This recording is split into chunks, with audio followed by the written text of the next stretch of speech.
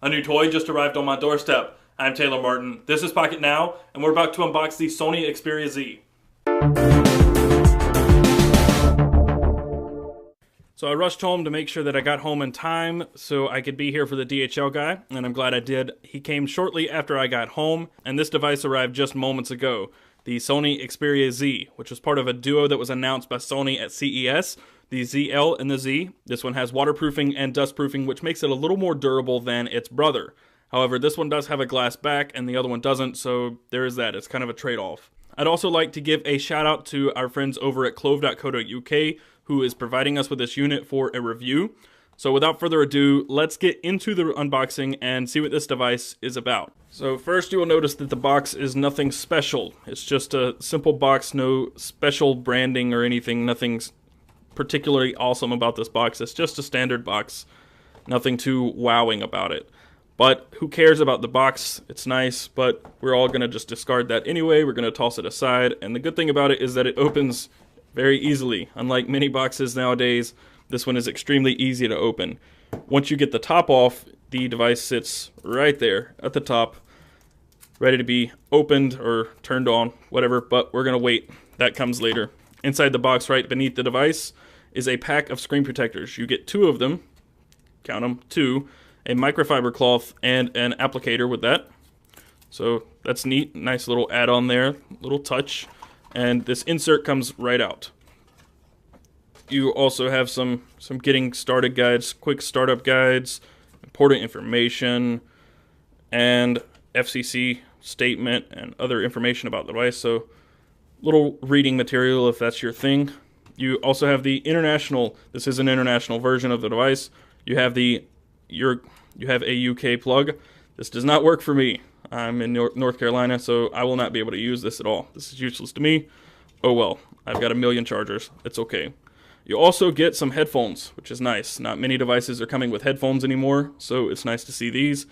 They look nice. They're probably won't stay in my ears, but they're actually pretty cool looking. So hopefully those are decent. I know many of you will be happy with at least some headphones in the box. It's nice to get a little add-on every now and then. And your standard micro USB cable. That's it. Nothing special, fancy here. So that's what you get inside the box. You get some headphones, a UK charger, which is helpful if you're in the UK. I think that's a UK charger. I've never been overseas, so I don't know.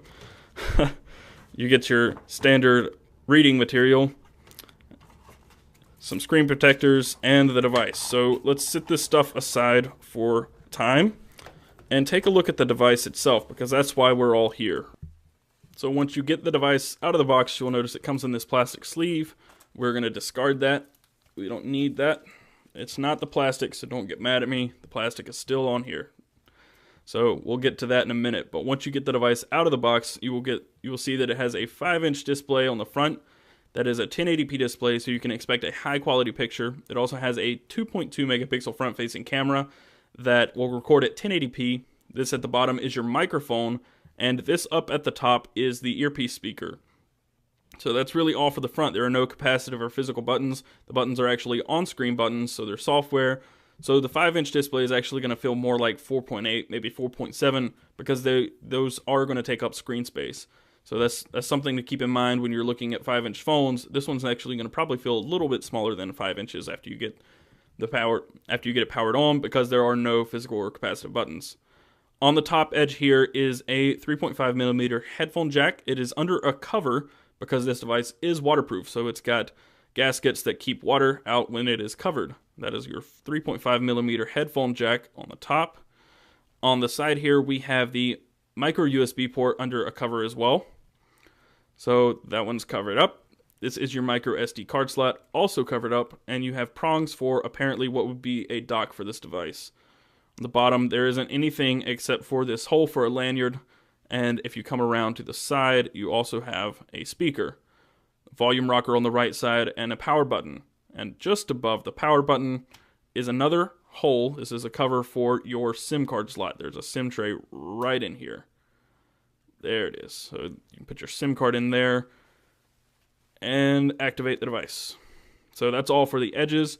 You have your 3.5 millimeter headphone jack, micro USB, micro SD, speaker, volume, power. So there is that for that. And once you get to the back, you have a 13.1 megapixel camera with an LED flash. This is your NFC branding, Xperia branding, and that's about it. It is a glass back, and we'll get to that once we tear the plastic off. But let's start with the front of the device. Let's get this close to the microphone and start peeling that slowly. Oh, there's no sound. Very little sound of that at all. That's disappointing. There's no sound from the plastic. I peeled it slow and there's no sound. Hopefully there's some on the back. Nothing. No sound. No. Michael Fisher will be upset. There's no sound from this plastic. It's more of a flimsy, like, laminate than anything. It's not really plastic. So, no sound. Sorry, Michael.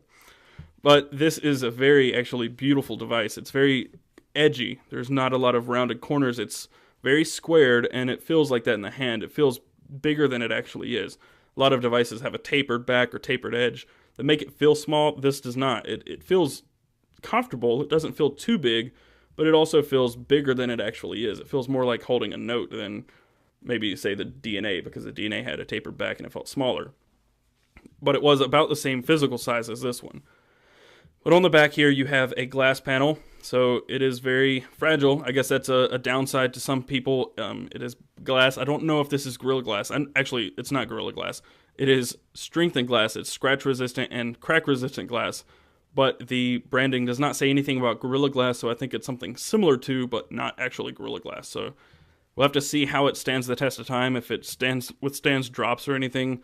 We'll see. I don't know yet, but it is glass on the back and glass on the front. And again, there is that NFC logo if you want to see that a little closer up. I don't know if we can focus on that. We'll try. No focusing. I don't know. We can't get that to happen just yet. Sorry about that. We'll see that. I'll take a closer look at that in a review. Which will come early next week, I imagine. So stay tuned for that. But let's see if this thing will power on. I don't know. I haven't used it, so I don't know if it has any power. It just vibrated, but nothing happened. So there we go. It's going to power on. And we'll compare this to a couple devices I have laying around just to see. And while I'm at it, I might as well pop in my own SIM card and my own SD card. So I got this thing booted up with my information on here, and let's take a look at the actual software. The first thing that's really cool about this is the lock screen. You get a blinds effect when you run your finger up and down the lock screen, which is kind of cool. Kind of fun to play with a little bit. I did play with the software just for a few minutes just to see what everything was about, get accustomed to the software, and get a little feel for how everything works on here.